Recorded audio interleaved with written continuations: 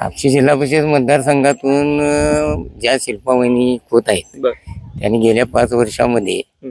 त्यांनी विकासाची गंगा आणलीच, हा, पण त्यांचे जे पती आहेत हा, त्यांनी या आपल्या महामारीच्या काळामध्ये हं, जी कोरोनासारख्या जे म्हणजे सर्वसामान्यांच्यासाठी त्यांनी कोरोना जी बाधित होती त्यांचे 100 बेडचे अद्ययावत त्यांनी तयार करून त्यामध्ये जवळजवळ 100 ते 150 रुग्णांना व्यवस्थितपणे सुखरूप त्या कोरोना बाधितमधून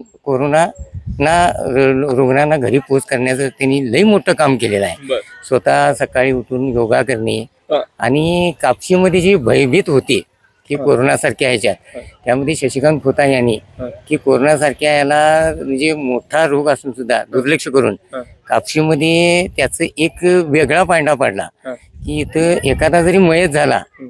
तर इथनं बाबा बाहेरची लोक आणून ती प्रेत जाळण्यासाठी 15-15, 20-20 हजार रुपये द्यायला लागत होते.